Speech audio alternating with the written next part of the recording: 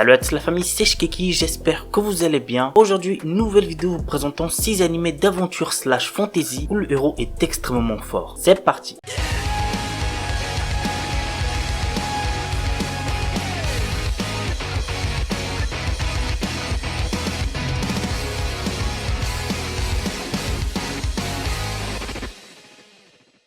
On commence avec Build Divide. Dans le New Kyoto, le pouvoir se décide autour d'un jeu de cartes très spécial.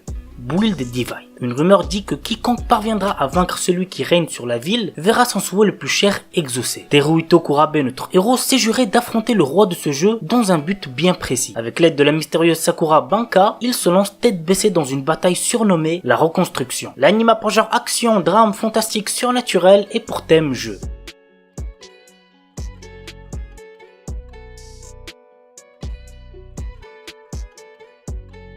The Outcast. Les refs, si vous cherchez un bon animé avec de la baston énervée, celui-là est fait pour vous. Voici le résumé. Zhang Shulan, 19 ans, vit sa vie de manière ordinaire sans utiliser le puissant pouvoir qu'il possède. Jusqu'au jour où la tombe de son grand-père Zhang Xilin est déterrée par quelqu'un. Une jeune femme du nom de Bao Bao fait alors surface en prétendant être la petite fille de Zhang Xilin. Mais lorsque Shulan part à sa rencontre, celle-ci tente de l'enterrer vivant et le laisse en plan lorsque des morts vivants débarquent. Le lendemain, Bao Bao se rend dans l'université de Shulan sous une nouvelle identité. Cette dernière va finir par l'entraîner dans des situations périlleuses. L'anime a pour genre action, drame, mystère, psychologique, surnaturel et pour thème arts martiaux zombies.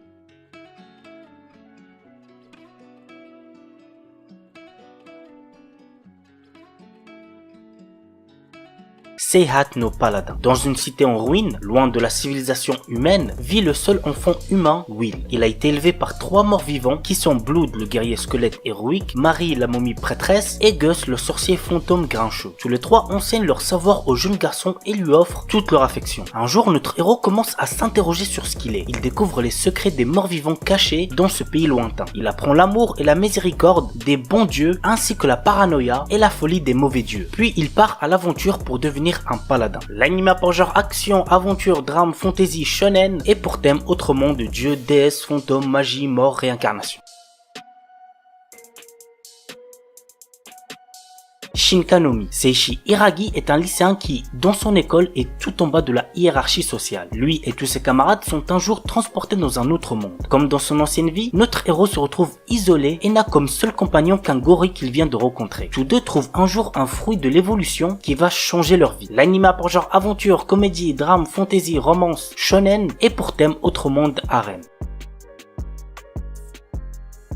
Mushoku Tensei. Alors pour celui-là, j'ai bien kiffé l'histoire. Bah oui, forcément, sinon je l'aurais pas mis. Mais il y a un truc qui m'a pas mal dérangé durant mon visionnage, et ça a été le cas pour pas mal de gens aussi, de ce que j'ai pu voir en tout cas sur les réseaux. C'est à propos du héros qui, je vous le rappelle, avait 34 ans à la base et qui fantasme sur des petites filles dans ce nouveau monde. Alors oui, il est redevenu enfant lorsqu'il a été réincarné, mais a gardé sa mentalité de son ancienne vie. Bref, l'histoire nous entraîne dans le quotidien d'un NEET qui vient d'être chassé de chez ses parents. Ayant le moral au plus bas, il pense au suicide. Jusqu'au jour où il aperçoit une ancienne camarade de classe sur le point de se faire renverser. D'un geste héroïque, il la pousse et se fait renverser à sa place. Suite à ça, il meurt puis se retrouve réincarné dans un monde fantaisiste. Il se réincarne dans le corps d'un enfant du nom de Rodus Geirat. Il est le fils d'un épéiste nommé Paul Geirat et d'une ancienne aventurière nommée Zenith Geirat. Bien décidé à faire quelque chose de sa nouvelle vie, en tant que Rodus, il va essayer de devenir le plus grand magicien de l'histoire. L'anime a pour genre action, aventure, comédie, drame, ecchi, fantasy, roman, seinen et pour thème autre monde, harem, magie, réincarnation.